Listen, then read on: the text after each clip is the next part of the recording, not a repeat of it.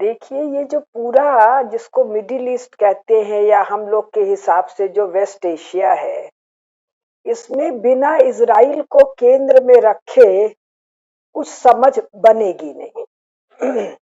Israel वैसे तो 1948 में एक सॉवरेन स्टेट के रूप में स्वयं को घोषित करता है, जब इंग्लैंड वगैरह वहां से छोड़ छाड़ के भाग गए सेकेंड वर्ल्ड वॉर के बाद।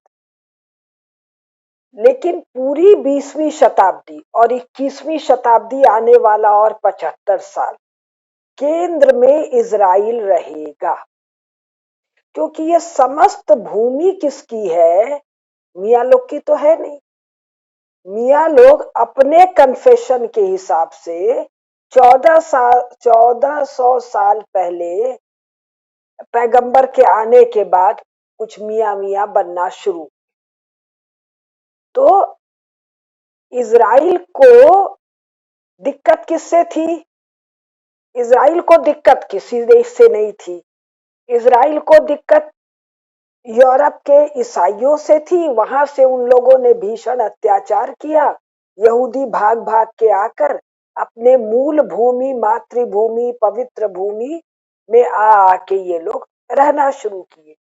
ये मियाँ लोगों ने बेमतलब उससे उलझाव लिया। एक कल्पना कीजिए कि इनमें दो कौड़ी की अकल होती और मियाँ जू से दोस्ती कर लेते, और इनकी कथा के अनुसार, और ये सब कथा भी कपोल कल्पना है, लेकिन जो भी कथा है, मियाँ और यहूदी भाई भाई हैं, एक ही से निकले हैं। अब्राहम इब्राहिम इन लोग का जो पूरा कथा कहानी। मान लीजिए ये लोग इजराइल से दोस्ती कर लेते, तो ये तेल के मामले में यूरोप और अमेरिका और रूस पर कितने भारी बैठते। लेकिन चूंकि ये सब दिमाग से पैदल है।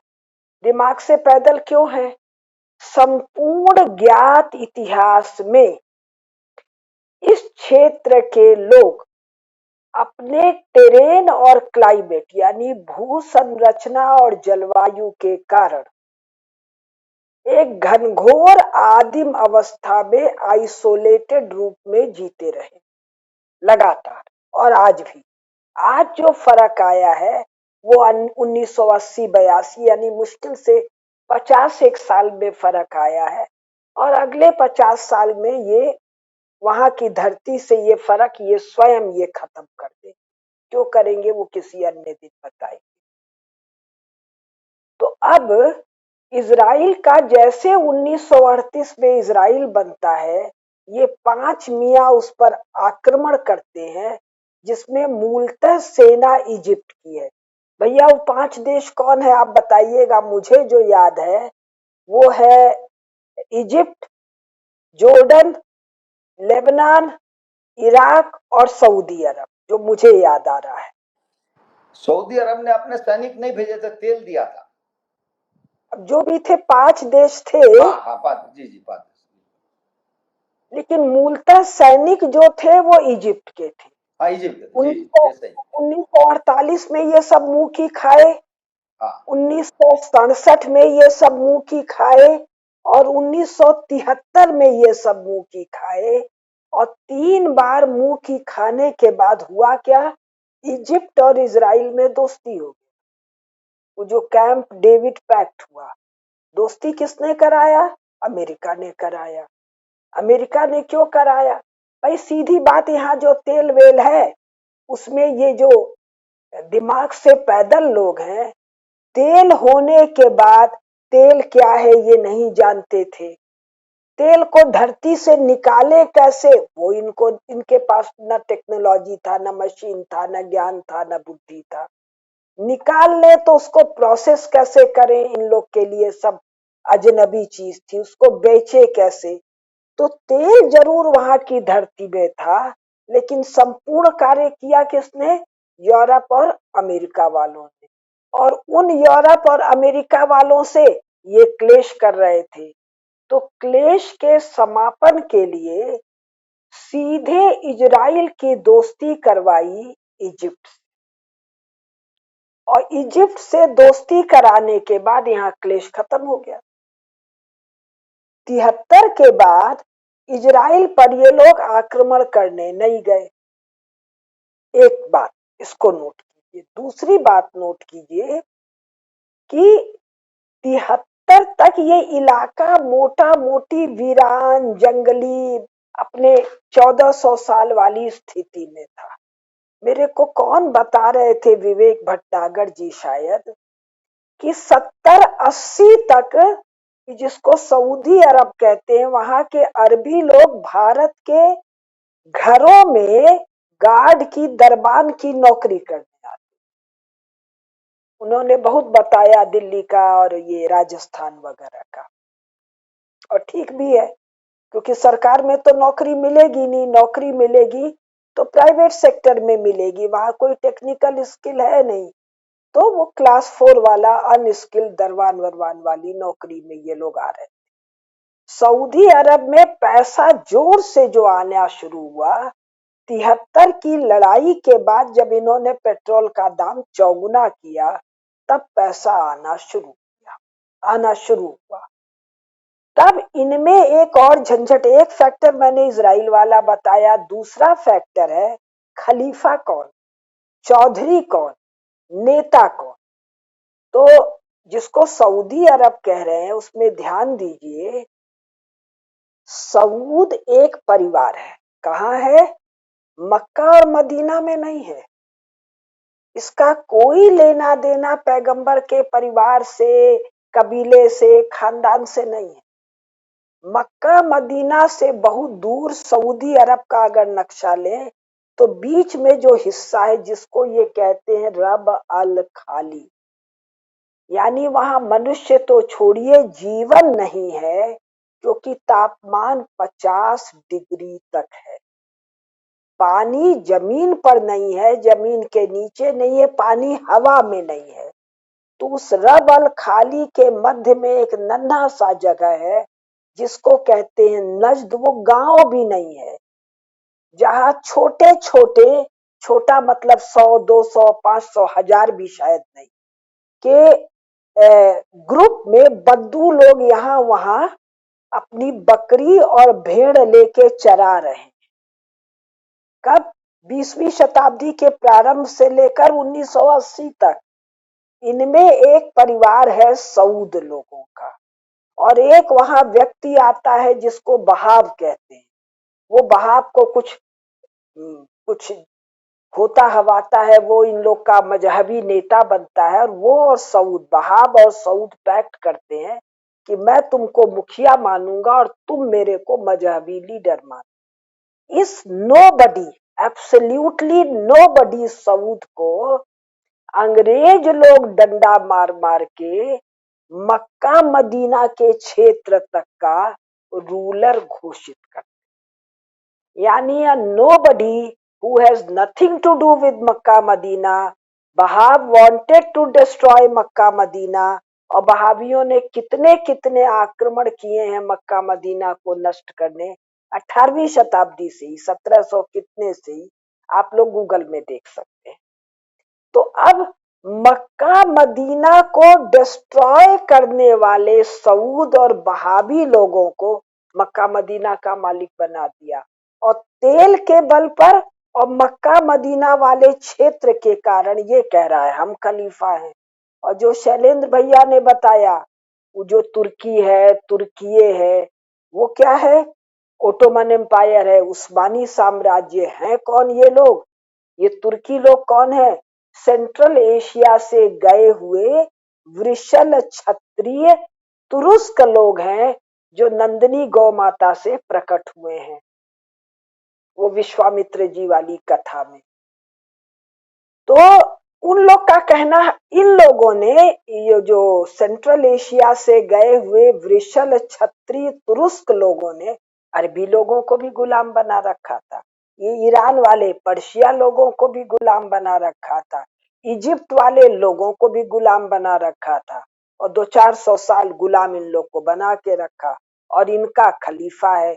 इसको तोड़ा फोड़ा अंग्रेजों ने फर्स्ट वर्ल्ड वॉर में एफर्ट शुरू किया, और सेकेंड वर्ल्ड वॉर पूरा तोड़ फोड़ किया। सेकेंड वर्ल्ड वॉर के पहले ही वो जो खलीफात आंदोलन है 1919 वाला, तो उसने कहा हमको इस्लाम से कोई लेना देना नहीं। ध्यान दीजिए, अभी वाला जो एर्दोगान है वहां का, वो बड़ा भारी कट्टर बन रहा है। और तुर्की की पहचान क्या है? सारी कट्टरता को निकाल के फेंक दिया। कब? 1919 से लेकर अभी तक। और ये एर्दोगान बना कट्टर खलीफा बनने के लिए। खलीफा मतलब चौधरी, हेड, लीडर बनने के। तो एक इस्लामिक वर्ल्ड का लीडर कौन बनना चाह रहा है? Who has nothing to do with Mecca Medina, who has not much to do पैगंबर, who has a lot to do with Wahhab. उस वहाब के लिए सुन्नी और शिया से ज्यादा वहाबियों का सगा कौन है? ये काफिर ईसाई सब, अमेरिका वाले, यूरोप वाले और इजराइल वाले। तो दो हो गए। तीसरा ये जो पाकिस्तान, अभी वाली कथा का पाकिस्तान, इसके पास क्या था? ये भारत का एक टुकड़ा है, भारत है। भारत में लड़ने झगड़ने, युद्ध का बहुत पुराना परंपरा है। तो पाकिस्तान जो मतलब भारत का एक हिस्सा जब अलग होता है तो साथ में सेना भी जाती है। और बाद में अमेरिका और ये चीन वीन या जहां से भी इसके पास एटॉमिक पावर भी आता है, एटॉमिक वेपन भी आता है। तो ये कहता है खलीफा हम। अब ये तीन खलीफा इकट्ठे हो गए हैं असली चौथे खलीफा के खिलाफ। असली चौथा खलीफा कौन है? ईरान। ईरान की खासियत क्या है? जैसे ही वो पैगंबर आए और सो कॉल्ड इस्लाम आया अरब में, 100 साल के अंदर अंदर, 100 सवा 100 साल के अंदर भैया, राजधानी मतलब तुरंत तो चली गई थी दमिश्क, और दमिश्क के बाद चली गई थी बगदाद, 100 150 साल के अंदर। तो ये पर्शियन लोगों का ये कहना है, जिनको अब ईरान कह रहे हैं, ये सब जंगली बद्दू। सब कौन कौन जंगली बद्दू? ये सब अरब। अरब मतलब यमन भी, दोनों यमन भी, दोनों ओमान भी, ये यूनाइटेड अरब एमिरेट वाला, दुबई और शारजाह, और 5 है ना, 7 हैं कुल, ये भी, और कतर भी, और बहरीन भी, और कुवैत भी, और इराक भी। ये जहां जहां ये अरब वाले हैं, ये सब बद्दू, पिछड़े, बैकवर्ड, असभ्य, जंगली, गंवार, इनको इनको गुलाम बना के हमने रखा। हमने किसने? पर्शियंस। तो अब जो स्थिति है वो स्थिति ये है कि इजराइल की पहली दोस्ती होती है इजिप्ट से, कराई जाती। और दूसरा जो मैंने पक्का याद है, मैंने इस पर बात किया था, अब्राहम एकॉर्ड का। इजराइल की दूसरी दोस्ती होती है यूनाइटेड अरब एमिरेट से, और भी छोटे छोटे हैं। और यही दोस्ती होनी है सऊदी अरेबिया से। और ये दोस्ती फॉर्मल नहीं है लेकिन इनफॉर्मल हो गई है। और दोस्ती काहे की होती है?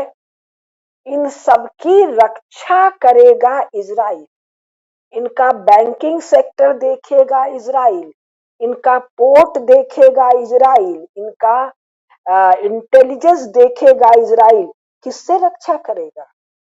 यूरोप अमेरिका से नहीं, ईरान से इनकी रक्षा करेगा। पाकिस्तान की गिनती तो वो कुछ कुत्ता वुत्ता टाइप का, वो भाषा में, अरबी भाषा में कुत्ता को क्या कहते हैं मुझे नहीं पता। मैंने तो अंग्रेजी ट्रांसलेशन और हिंदी ट्रांसलेशन पढ़ा है। तो ये जो अरब वर्ड है, और ये जो तुर्किये है, और ये जो ईरान वाले हैं, पाकिस्तानियों को तो कुछ कुत्ता वुत्ता टाइप का मानते हैं। और भारत के जो मियाँ मियाँ हैं उनको भी कुछ उसी कैटेगरी का मानते हैं। एनीवे, तो ये ईरान अब खड़ा हुआ जब इजराइल से इन सबकी दोस्ती हो गई, तो इसने कहा ये सब इजराइल के हाथ बिक गए, इस्लामिक दुनिया का खलीफा मैं। और कब से?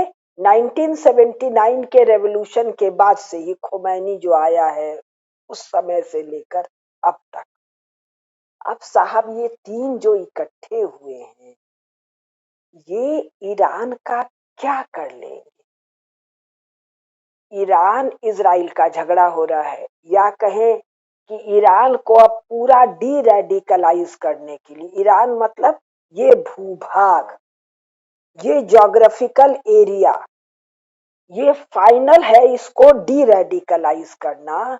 तो इसको डी रेडिकलाइज करने के लिए जो पिछले 5-7 महीने से चल रहा है, इसमें पाकिस्तान बेचारे की 2 कौड़ी की भी औकात होती तो अभी इतना वो क्या डालता है भैया मिसाइल की जगह, छोटा छोटा जो ड्रोन तुर्की ड्रोन ड्रोन। ड्रोन। तो भाई पाकिस्तान कुछ करता ना। तो वस्तुतः ये जो ट्रीटी हुई है, जितनी मेरी समझ है जियो पॉलिटिक्स की, ईरान को निपटाने के बाद पाकिस्तान और तुर्की को निपटाया जाना है। किसके द्वारा? इजराइल और अमेरिका के द्वारा। क्यों निपटाया जाना है? क्योंकि इस पूरे क्षेत्र में जिसको ग्रेटर इजराइल कह रहे हैं, उसको आना है और मूल अरबी लोगों को आना है, मूल पारसी लोगों को आना है। अब ये मूल अरबी मूल पारसी कौन है? जो प्री इस्लामिक है, जिनको जहां जहां इस्लाम ने भयंकर तबाही मचाई, वो प्री इस्लामिक सऊदी अरेबिया कह लो या अरेबिया कह लो, ईरान कह लो, तुर्की कह लो, लेबनान जॉर्डन कह लो, इसको एमर्ज करना है।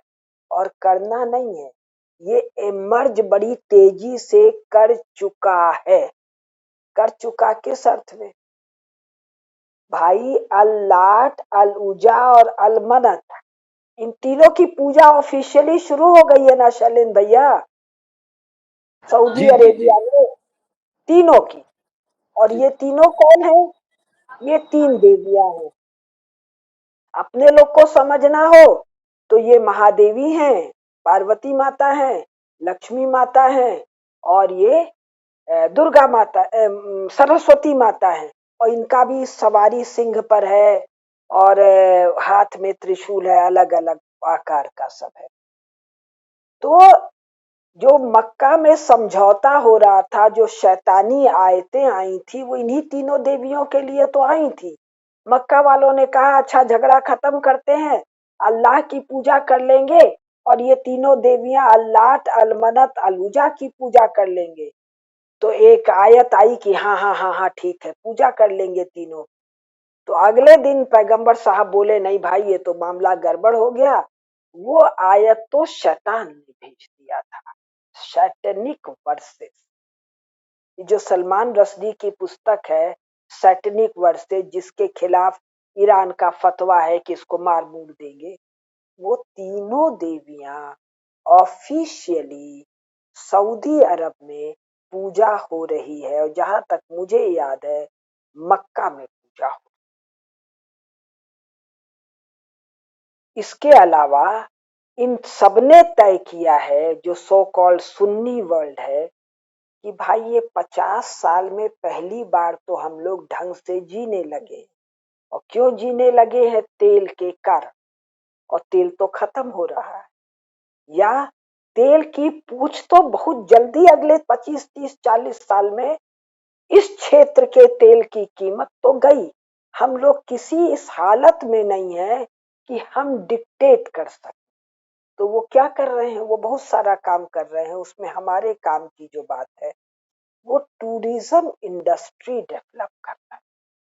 सबके सब, सऊदी अरेबिया वाला भी, बहरीन वाला भी, यूएई वाला भी, कतर वाला भी, इराक वाला भी, सब के सब।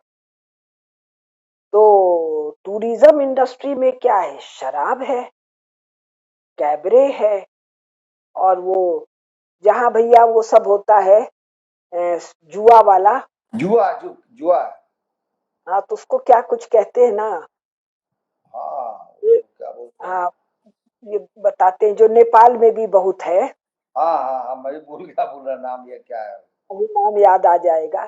तो हाँ यानी जुआ, औरतों को लेकर सब प्रकार का बदचलन, व्यभिचार और शराब। इस्लाम के तीनों हदूद गुनाह ऑफिशियल स्टेट पॉलिसी है for their economic development, for their livelihood. यही है ना शैलेंद्र भैया?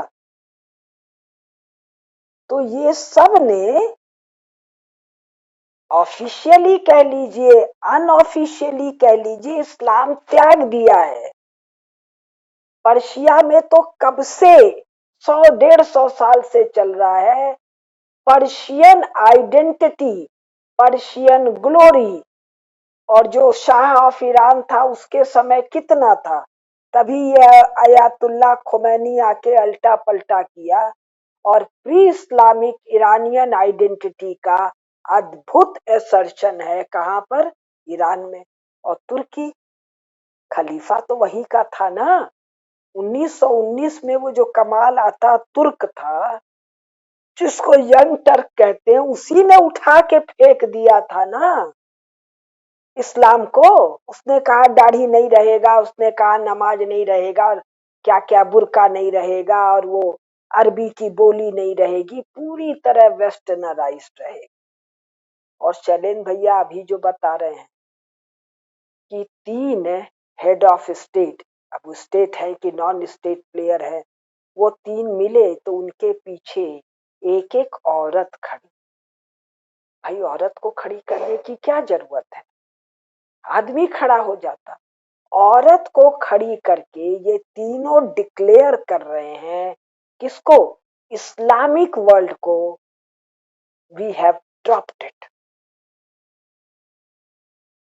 क्योंकि इस्लाम में क्या कहा गया है कि भाई जो ये औरत है वो ईव वाला पूरा मामला, ओरिजिनल सिन वाला पूरा मामला, सेक्सुअल रिलेशनशिप वाला मामला, कि इसको हरदम दब के झुक के रहना पड़ेगा। 2 औरत की गवाही 1 आदमी के बराबर है, ये मर्द की ताबेदार है। और ये स्टेट के मामले में औरत खड़ी है, फाइल इधर से उधर कर रही है। तो इस्लामिक वर्ल्ड को डिक्लेरेशन ये दे रहे हैं कि look here, this is our official position. अब हम लोग जो हैं, हम हिंदू लोग हैं, सनातनी लोग हैं, हम लोगों को ये सब समझना होगा कि क्योंकि हम लोग इन चीजों की बारीकी को जानते नहीं है। और एक घटना मैं और याद दिला दूं, ये ट्रम्प कहीं गए थे ना भैया, यूएई में या कहां पर, और वो यू महिलाएं पूरा बाल ऐसे यूएई ऐसे यूएई करके, यूएई यूएई में। अब कोई पूछे यूएई गए तो नाचना क्यों दिखाना था? भाई इस्लाम में तो नाचना हराम है। इस्लाम में स्त्री का बाल नहीं दिखना चाहिए, क्योंकि वो उसके प्राइवेट पार्ट के बाल के बराबर वो लोग मानते हैं, इसलिए बाल को ढकते वक्त सारा वो बाल खोल खोल के भूतनियों की तरह वो नाच रही हैं। कहाँ? एक स्टेट गेस्ट के रिसेप्शन में। और जिन लोगों को ध्यान होगा, एक बार बेचारा ट्रम्प डर गया। क्यों डर गया? ट्रम्प है कैथोलिक ईसाई, अपनी सोनिया, राहुल और प्रियंका वाले। इन लोगों को चुड़ैलों से बहुत डर लगता है। इन सबों को लगा कि ये यूएई में ये चर्च वाली चुड़ैले कहाँ से आ गई, ऐसे झटका खा के वो डर गया। तो खैर वो चुड़ैले नहीं है और आते हैं। तो सार की बात ये है, इसके द्वारा जो मैं कह रही हूं, इन सबको जाना है। किसको जाना है? ये जो पैगंबर ने बताया कि 14वीं शताब्दी में इस्लाम की विदाई, तो अपने आप तो विदाई हो गई, लेकिन बहुत से ऐसे एलिमेंट है जिसको मुनाफिक और मुशरिक कहा जाता है कुरान में। यानी ये दोगली भेड़ें जो एक रेवड़ से दूसरे रेवड़ में आती जाती रहती हैं, pseudo Muslims, those who are not Muslims, they are not practicing Islamic canons but pretending to be Momins। तो ये मुनाफिक मुशरिकों की इस क्षेत्र में भीड़ है और इनका डी रेडिकलाइजेशन होने का निर्णय हो चुका है। तो वो निर्णय कई कई कई कदमों से होगा। अफगानिस्तान टूट फूट गया, इराक टूट फूट गया, खड़ा भी सब इन्हीं सबों ने किया था, अमेरिका वगैरह वालों ने। ईरान की दुर्गत चली रही है। तो अब अमेरिका यूरोप के पास दो तरीका है, या तो वो अपने सैनिक अपने हथियार उतार उतार के इनको तोड़े, या ऐसी ऐसी संधियां करवाए कि आपस में कूट मार के मर जाएं। धुरंधर फिल्म देखने के बाद पार्ट 2, अभी मैं मुंबई गई थी तो मैं देख के आई धुरंधर पार्ट 2। जो लोग नहीं देखे हैं वो देख ले। शैलेंद्र भैया आपने देखा कि नहीं? भैया धुरंधर 1 भी देख लीजिए, नहीं, धुरंधर 2 एक भी देख देख लिए, लीजिए। तो धुरंधर एक दूसरा देख लिया, दूसरी नहीं देखी। दूसरा बड़े स्क्रीन पर, जरा बड़ा टीवी स्क्रीन हो या हॉल में जाके इसको देख लीजिए, तो आपको समझ में आएगा जैसे वहसी किस्म के लोग हैं, इनको इस रूप में रहने ही नहीं दिया जा सकता है। क्योंकि यूरोप अमेरिका, अभी मैं शेष दुनिया की बात नहीं कर रही हूँ जो आपस में लड़ भिड़ रहे हैं, ये जीना चाहते हैं। और जीने में सबसे बड़ा चैलेंज ये सऊदी, ये पाक, ये तुर्की, ये ईरान, यहाँ के मुनाफिक और मुशरिक हैं। जो मुर्तद हो गए हैं वो तो आनंद की बात है, वो अल्लाह की पूजा कर रहे हैं, अल उजा की पूजा कर रहे हैं, और अल अलमनत की पूजा कर। तो इस पूरा जो समझौता है ये आनंद का विषय है। मैंने पहले भी एक बार बताया था कि ईरान के बाद नंबर है तुर्की का। या तो तुर्की मिस्र वाली रास्ता पकड़ लेगा, और मिस्र वाला रास्ता नहीं पकड़ेगा इजिप्ट वाला, तो ईरान वाला रास्ता पकड़ा दिया जाएगा। तो मुझे बस इतना ही कहना है, ये सब बहुत आनंद का विषय है।